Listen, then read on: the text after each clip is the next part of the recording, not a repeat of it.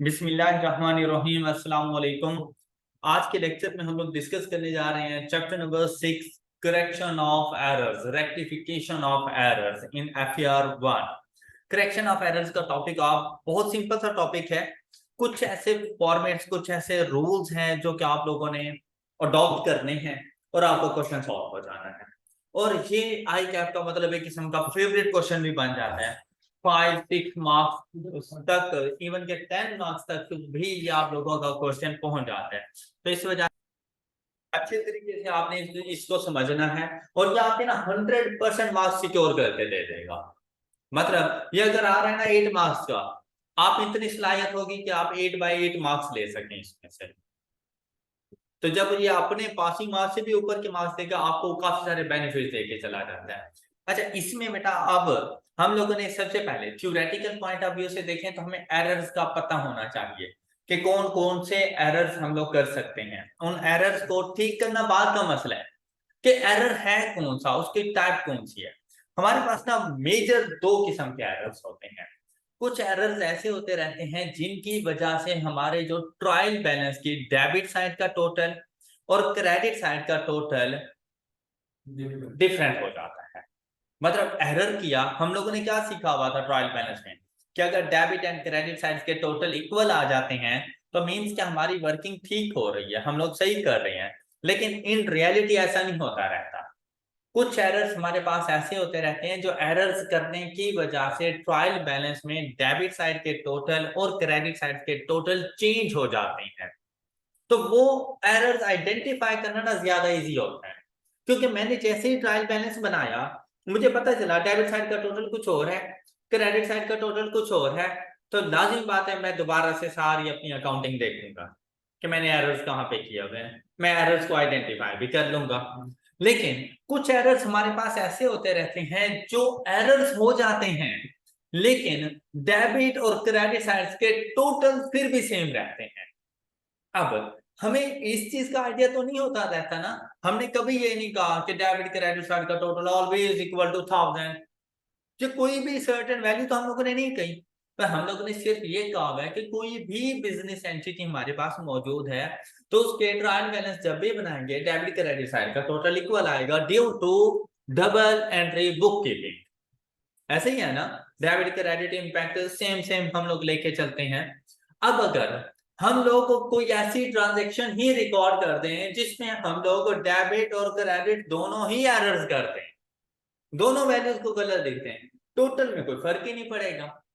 ऐसे एरर्स को आइडेंटिफाई करना जरा मुश्किल हो जाता है, लेकिन आइडेंटिफाई फिर भी हम लोग कर लेते हैं। अब हम लोगों ने यहां पर जाके देखना होता है। अब जैसे देखिए फर्स्ट टाइप उन्होंने कही errors where trial balance does not balance, errors where trial balance does not balance मतलब उसके टोटल्स चेंज हो जाते हैं। अब उनमें कौन कौन से एरर्स शामिल हैं, एक तो आपको नाम पता होने चाहिए, एमसीक्यूज में ये आपके पास आ सकते हैं। और दूसरा, थ्योरेटिकली भी कोई ना कोई चीज आपसे पूछ सकता है। ऐसा हो सकता है कि आपको एक ट्रांजैक्शन से बता दी जाए और आपसे एक तो पूछा जाए कि भैया आपने इसको रेक्टिफाई करना है, और दूसरा ये भी पूछा जा सकता है कि इस एरर का नेम क्या है। तो हाफ ऑफ मार्क्स का वो आपके पास आ जाता है। सपोज के आपको 8 ट्रांजैक्शन दे दी हैं तो 4 मार्क्स तो इसके बन जाने हैं, या आपने वो नेम बताने हैं कौन कौन से हैं, तो आपको नेम का पता होना चाहिए। तो हमारे पास ऐसे एरर्स जिनसे हमारे ट्रायल बैलेंस के बैलेंस मिसमैच हो जाते हैं, उनमें सबसे पहला एरर हमारे पास आ रहा है costing error. First error is costing error. अब सबसे पहले इनके नेम देखते हैं। Second is balancing error, third one is extraction error, fourth one is posting error, error of part omissions and different amount. ये 6 आपके पास एरर्स हैं। कौन कौन से? सबसे पहले हमारे पास क्या आया था? Costing error. Second one is balancing error, extraction error, posting error, error of part omissions and different amounts.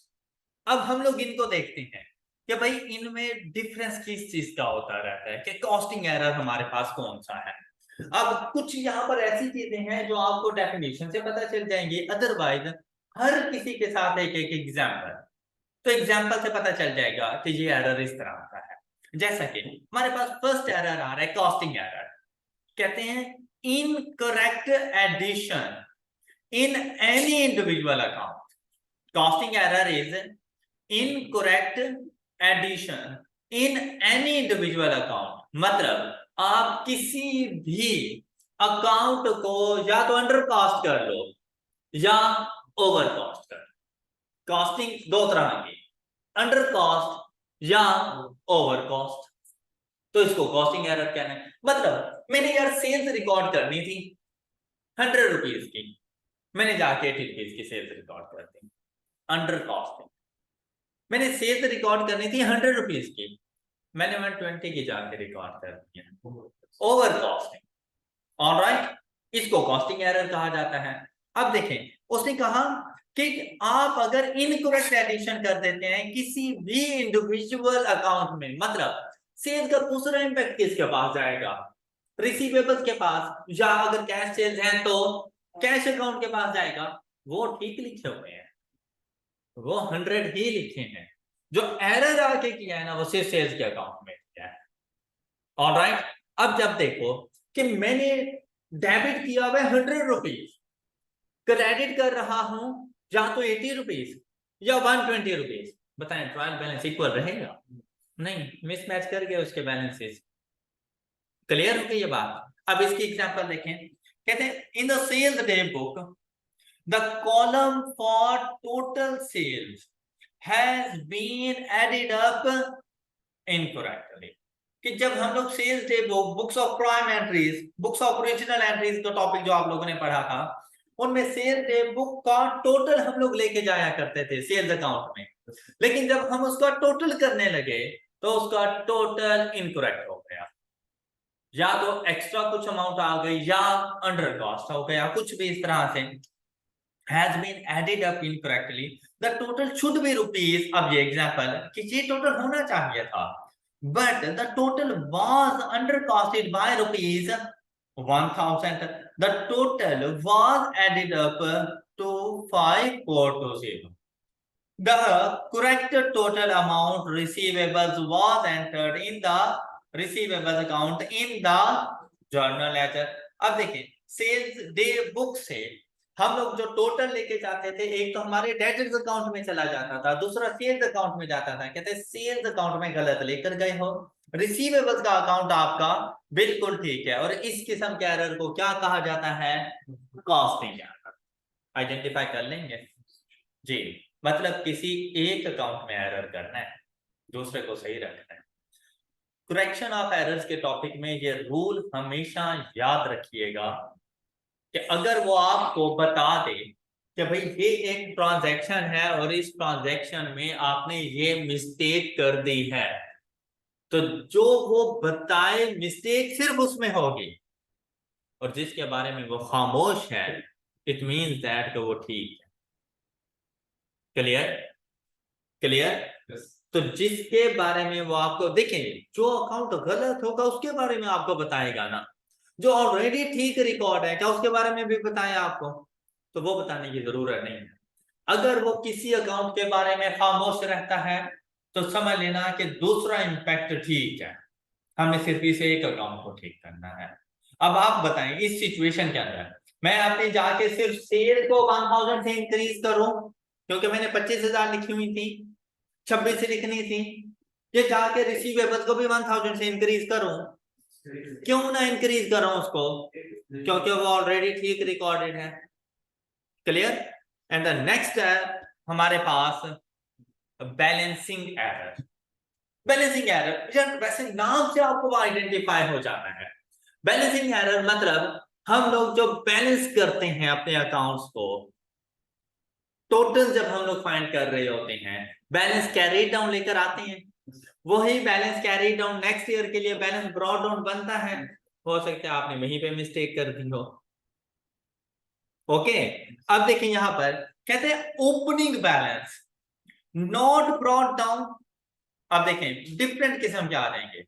Balancing error में आपने देखते हैं opening balance not brought down or brought down on wrong side or with, मतलब ये आपने देखना है opening balance कि अगर आप लोगों ने ओपनिंग बैलेंस ब्रॉट डाउन में किसी किस्म का कोई एरर कर दिया, वो एरर ना 3 किस्म का हो सकता है।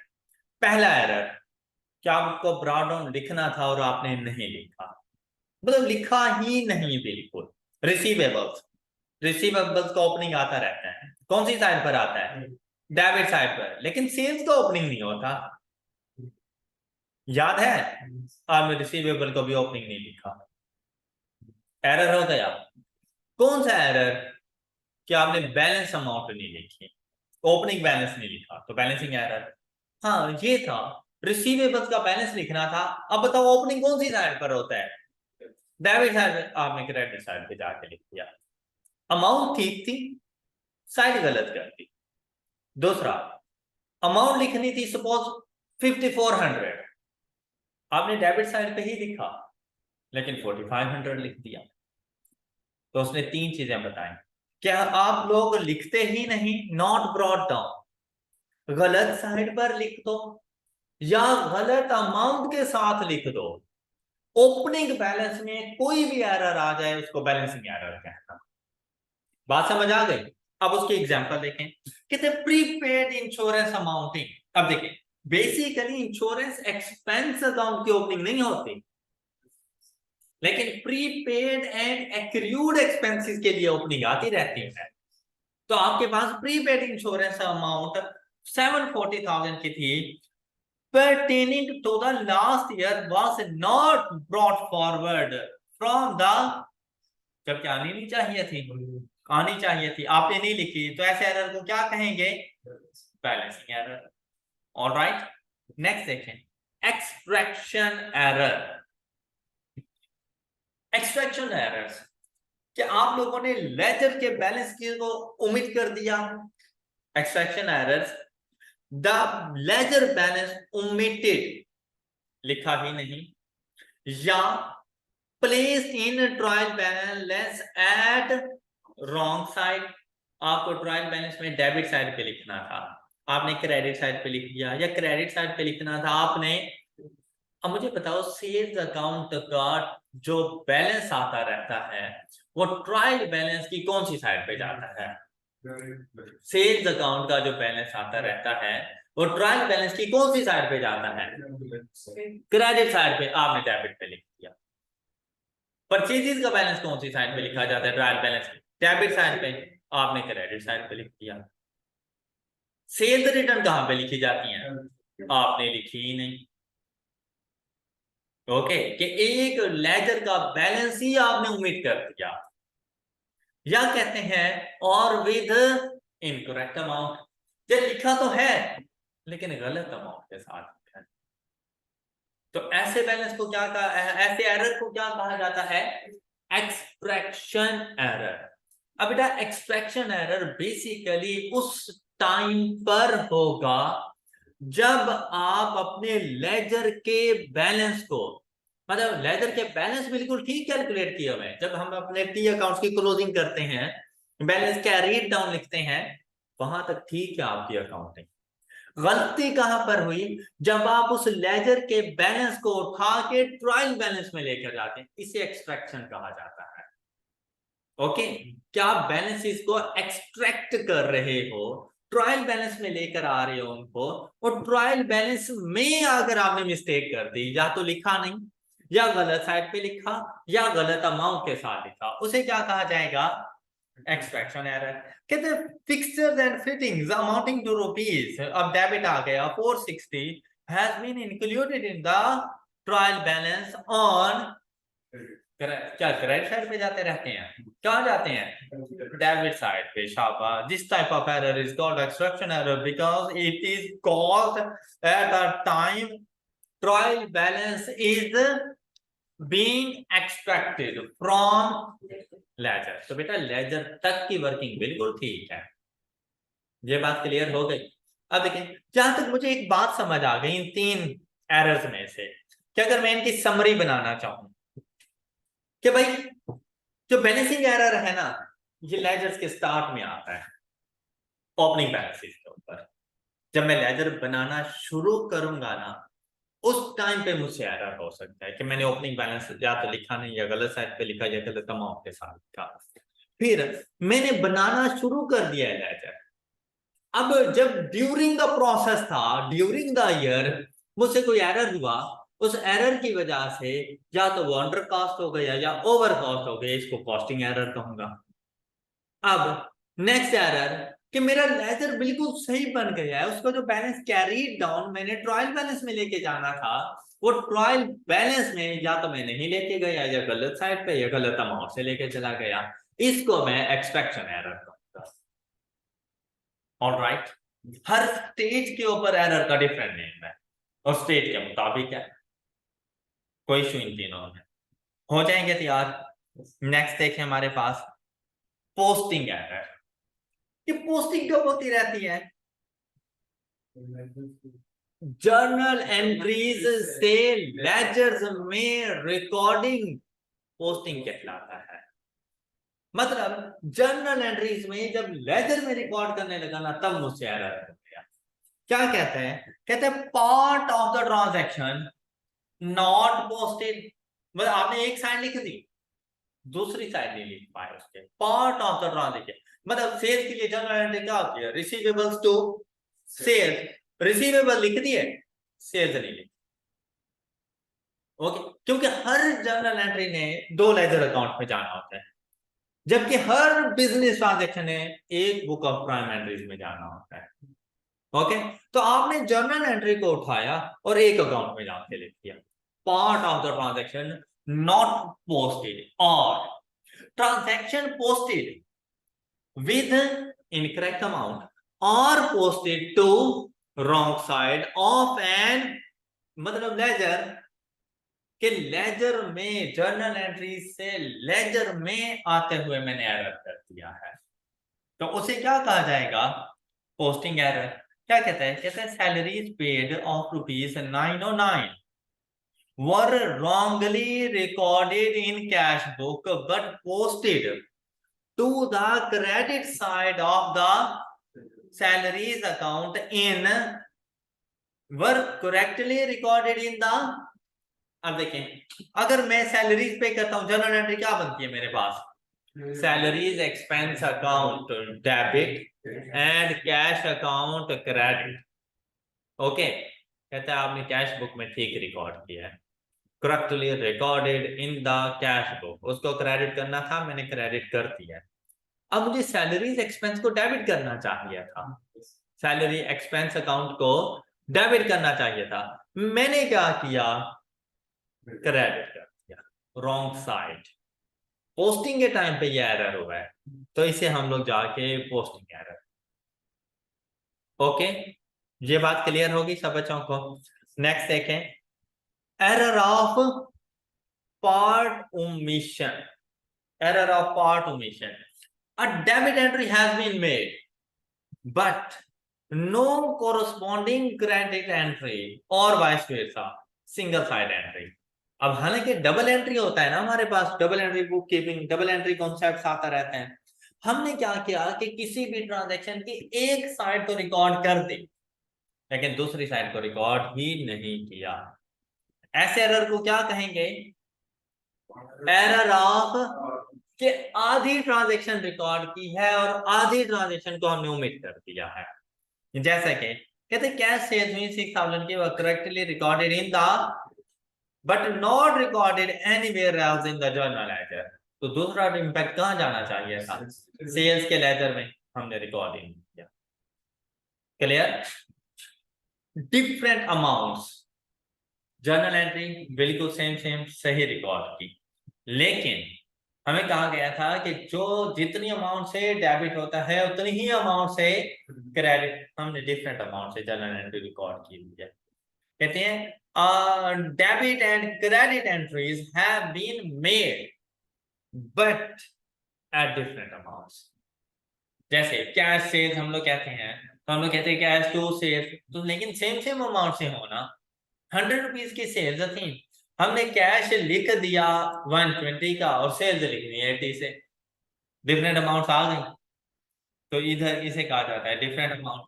कहते हैं sales return of 4600 were recorded correctly in the sales return amount in journal ledger but included on credit side of relevant receivables account at rupees 6400 different amounts. All right, I hope कि ये concept आप लोगों को clear हो चुके होंगे।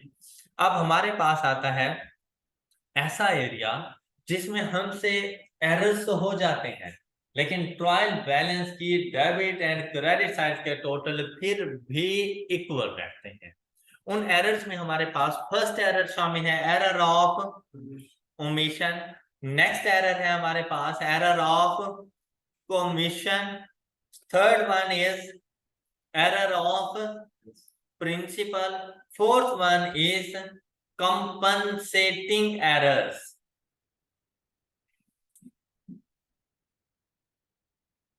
and error of original entry, and the last one is complete reversal of entries। तो इसके लिए भी हमारे पास 6 डिफरेंट एरर्स मौजूद हैं। अब दोबारा से एक मतलब इनके नेम देखें। First is error of omission, next is error of commission, third one is error of principal, fourth one is compensating error, fifth one error of original entry, and the last one complete reversal of entry। अब आप इसके लिए भी 6 errors हैं, दूसरे के लिए भी 6 एरर्स हैं, तो इन सब के नेम आपको याद होने चाहिए। तो इसके 6 नेम कौन से हैं और दूसरे के लिए 6 नेम हमारे पास कौन से आएंगे। अब डिस्कस करेंगे सबसे पहला एरर, एरर ऑफ ओमिशन। बेटा देखिए, क्या नाम से जाहिर नहीं हो गया, क्या चीज समझ आ रही है इससे आपको, कि एक जर्नल एंट्री आपने रिकॉर्ड ही नहीं की, ना तो उसका डेबिट इंपैक्ट ना ही क्रेडिट, मतलब आपके पास कैश सेल्स हुई, आपने कैश सेल्स रिकॉर्ड ही नहीं किया अपने पास, ना आप लोगों ने कैश को डेबिट किया ना सेल्स को क्रेडिट किया। अब देखें, जब रिकॉर्ड ही नहीं हुई, क्या बैलेंस में कोई फर्क आएगा? कोई फर्क नहीं आएगा भाई। अगर सपोज 100 रुपीज की सेल्स थी कैश से, अगर रिकॉर्ड कर देते 100 से कैश का बैलेंस इंक्रीज, डेबिट 100 से सेल्स भी तो इंक्रीज हो रही थी, तो डेबिट क्रेडिट दोनों के टोटल 100 से इंक्रीज हो जाते। अब इसी एंट्री की वजह से बैलेंस तो है वो, लेकिन 100 रुपीज से अंडरस्टेटेड है। ऑलराइट, ये बात क्लियर हो गई। अच्छा, नेक्स्ट देखें, एरर ऑफ कमीशन। अब देखें, एरर ऑफ कमीशन आपके पास क्या होता है, correct amount and type of account but wrong individual account. मुझे पता है क्रेडिट सेल्स की एंट्री क्या होती है, क्रेडिट सेल्स की एंट्री क्या होती है, trade receivables to sales. Okay, मैंने 100 रुपीज की क्रेडिट सेल्स की मिस्टर ए को, तो मुझे क्या करना चाहिए था, trade receivable mister A account debit और सेल्स अकाउंट क्रेडिट 100 रुपीज के साथ। अच्छा, मैंने ना ऐसे ही किया कि मैंने रिसीवेबल को ही डेबिट किया, सेल्स को ही क्रेडिट किया, लेकिन जब इंडिविजुअल रिसीवेबल्स की बात आई ना, मिस्टर ए की जगह पे मिस्टर अली को कर दिया। मिस्टर ए को डेबिट करना था, जबकि मिस्टर अली को कर दिया। अब अगर आप लोग देखें ना, मेरे रिसीवेबल्स के अकाउंट में कोई एरर नहीं आना, चाहे मैं ए को करूं या अली को करूं, मेरे टोटल रिसीवेबल्स में कोई फर्क नहीं आता, मेरी सेल्स की वैल्यू में भी कोई फर्क नहीं आता, मेरे ट्रायल बैलेंस की डेबिट और क्रेडिट साइड के टोटल में भी कोई फर्क नहीं आता, लेकिन मिस्टर ए और मिस्टर अली का इंडिविजुअल अकाउंट गलत हो चुका है। ऑलराइट, मेरी फाइनेंशियल स्टेटमेंट्स में कोई फर्क नहीं आने वाला, लेकिन जो इंडिविजुअल अकाउंट्स है ना वो गलत है। तो उसने आपसे कहा कि अमाउंट भी ठीक है, टाइप ऑफ अकाउंट भी ठीक है कि डेटर था तो डेटर ही आपने किया, लेकिन इंडिविजुअल अकाउंट गलत है। वो जो सब्सिडरी लेजर्स थे वो सब्सिडरी लेजर्स गलत हो गए हैं। तो ऐसे एरर को क्या कहेंगे हम लोग? Error of commission. अब उसने एग्जांपल दी कि भाई आपने परचेजेस की एबीसी एंड कंपनी से, तो क्रेडिट परचेजेस की आपने क्या रिकॉर्ड कर दिया? Purchases to ABC and company. Alright, जबकि आपने जाके रिकॉर्ड क्या किया? परचेजेस टू, आपसे कहा गया था एबीसी एंड कंपनी और आपने कह दिया एटीसी एंड कंपनी। ओके, ये एरर कहलाएगा आपके पास error of commission. I hope कि समझ आ गई है आपको। अब चलते हैं एरर ऑफ प्रिंसिपल की तरफ। एरर ऑफ प्रिंसिपल क्या है? कहते हैं correct amount but wrong type of account. जैसा कि आपको याद होगा जब आप लोग स्टार्ट में अकाउंटिंग सीख रहे थे और आपको परचेजेस के बारे में बताया गया था कि bought goods from ABC and company, क्या आपने इसको परचेजेस रिकॉर्ड करना है? तो आप मुझे बड़ी खुशी से जर्नल एंट्री बता देते थे कि sir purchases to ABC and company, ऐसे ही था ना। लेकिन बेटा जब मैंने आपसे कहा था bought fixtures from ABC and company या कुछ भी मतलब इस तरह से कंपनी नेम बता दें और आप उसको भी परचेजेस लिख रहे होते थे, तो मैंने आपसे कहा था कि गुड्स का बाय करना तो परचेजेस होता है, लेकिन फिक्स्ड एसेट्स का बाय करना परचेजेस नहीं है। ये फिक्स एसेट अपने नेम से ही आते रहते हैं। क्या ये बात आपको याद आई? अब क्या हुआ कि आपने बेसिकली परचेजेस की, गुड्स की। अब देखें, मैंने आपसे कहा था ना कि ये फर्नीचर वगैरह, ये एसी वगैरह, ये हमारे लिए हमारे फिक्स एसेट हैं, लेकिन जिनसे हम लोगों ने लिए हैं उनके लिए तो उनकी इन्वेंट्री है ना। ऐसे ही है ना, उनके लिए तो परचेजेस बनेगी, उनके लिए फिक्स एसेट थोड़ी बनेगा। तो ट्रांजैक्शन रिकॉर्ड करनी चाहिए थी परचेजेस टू पेबल्स, राइट, जबकि रिकॉर्ड क्या कर दी गई? Fixed asset to payables. या रिकॉर्ड करनी चाहिए थी फिक्स एसेट टू पेबल्स और हमने रिकॉर्ड कर दिया परचेजेस टू पेबल्स। अब अगर यहां पर आप गौर करें, भैया आपकी फाइनेंशियल स्टेटमेंट्स में फर्क आएगा। हाँ, ये अलग बात है, ट्रायल बैलेंस में कोई फर्क नहीं है। क्यों? आपने पेबल्स को डेबिट करना था, उसकी जगह पे फिक्स एसेट को डेबिट कर दिया है, तो डेबिट तो किया है ना, वो डेबिट इंपैक्ट तो ट्रायल बैलेंस के चार्ज हो जाएगा ना, उसके बैलेंस में फर्क नहीं आएगा। लेकिन अगर आप लोग देखें कि परचेजेस का ताल्लुक इनकम स्टेटमेंट से, जबकि फिक्स एसेट्स का ताल्लुक स्टेटमेंट ऑफ फाइनेंशियल पोजीशन से, वो अपने अपने बैलेंसेस लूज कर देंगे। ऑलराइट, तो यहां पे कहा गया है कि अब देखिए ऊपर वो क्या था कि मेन अकाउंट भी सेम रहते थे, इंडिविजुअल अकाउंट्स में मिस्टेक करते थे, और यहां पर हमारे पास क्या हो रहा है कि अमाउंट तो ठीक है लेकिन अकाउंट्स की टाइप गलत कर देते हैं। Got it? ऐसे एरर को क्या कहते रहते हैं हम लोग? Error of principle. I hope कि समझ आ गया होगा। नेक्स्ट देखें, कहते हैं कंपनसेटिंग एरर्स। कंपनसेटिंग एरर मतलब अगर आप बहुत ज्यादा लकी हैं तो ऐसा हो सकता है कि आपने एक गलती की, एरर हो गया, लेकिन ये नहीं कि आपने उस गलती को ठीक किया, आपने एक और एरर किया, तो बाय चांस डेबिट और क्रेडिट हुआ कि एक मिस्टेक के एरर ने अपने अंदर दूसरे के एरर को जज्ब कर दिया है, और इसकी वजह से जो टोटल्स है ना वो मुतासिर नहीं हो गए। उन्हें कहा जाता है कंपन के एक एरर दूसरे एरर को कंपनसेट करने जा रहे हैं। अब ये किस सिचुएशन में होगा? कहते हैं टू और मोर एरर्स मे बैलेंस ईच अदर आउट, के बैलेंस आपने एरर एक से ज्यादा कर दिए, लेकिन जब उनको बैलेंस किया तो दोनों सारे एक दूसरे को कैंसिल कर रहे थे। क्लियर? किस तरह से? पहली ट्रांजैक्शन देखें, कहते हैं journal entry that should have been recorded, पर हमें ये रिकॉर्ड करनी चाहिए थी क्या?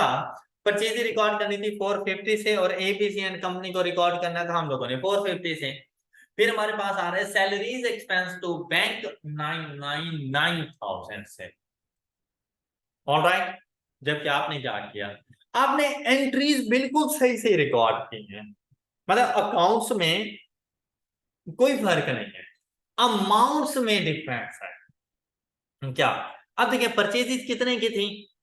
450,000 की, आपने 540,000 की लिखी थी, जबकि आपने अपने एबीसी एंड कंपनी को सही रखा हुआ है। ये बात समझ आ गई है आपको? अच्छा, अब अगर मैं इस सिंगल एरर को देखूं, मतलब इसके साथ बाकियों को ना देखूं, तो ये कौन सा एरर बनता है? ऐसा एरर जो मेरे ट्रायल बैलेंस के टोटल को मिसमैच कर देता है। और इसका क्या नाम है जो बिल्कुल लास्ट में बढ़ा था, डिफरेंट अमाउंट्स, 6 नंबर वाला, ये वो है। अगर इसको सिंगल जाके देखो, अब क्या हुआ कि ये मेरे पास ना, मैंने 540 की परचेज रिकॉर्ड कर दी, तो ऐसा नहीं हो गया जैसे यार मैंने डेबिट साइड को 90,000 से ओवरस्टेट कर दिया है। डेबिट साइड को अब अगर सिर्फ ये एक एरर लेके जाऊं ना, तो डेबिट क्रेडिट का बैलेंस इक्वल नहीं होने वाला। लेकिन मैंने एक और ट्रांजेक्शन रिकॉर्ड करनी थी, सैलरीज एक्सपेंस टू बैंक। अब उसमें सैलरीज एक्सपेंस कितने से रिकॉर्ड करने थे? 999,000 से, जबकि मैंने रिकॉर्ड कर दिया 909,000, जबकि बैंक अकाउंट को मैंने बिल्कुल सही रिकॉर्ड किया हुआ है। अब अगर आप लोग देखें कि भाई मैंने परचेजेस को 90 से ओवरस्टेट किया, तो अपने एक्सपेंसेस को 90 से अंडरस्टेट कर दिया, और दोनों के लिए इम्पैक्ट देखें, डेबिट और क्रेडिट के टोटल इक्वल हो गए। करेक्ट एंट्रीज में जितना टोटल होना चाहिए था, आपकी रॉन्ग एंट्रीज के टोटल भी उतने ही हैं। इन्हें कंपनसेटिंग एरर्स कहा जाता है। बात समझ आ गई है? कोई इशू? नेक्स्ट देखें, एरर ऑफ ओरिजिनल एंट्री। हाँ जी, एरर ऑफ ओरिजिनल एंट्री क्या होता रहता है? जर्नल एंट्री बिल्कुल सेम, बिल्कुल ठीक, अकाउंट्स तक ठीक, अमाउंट्स में मिस्टेक, और वो अमाउंट्स में मिस्टेक किसी एक में नहीं, दोनों में सेम मिस्टेक।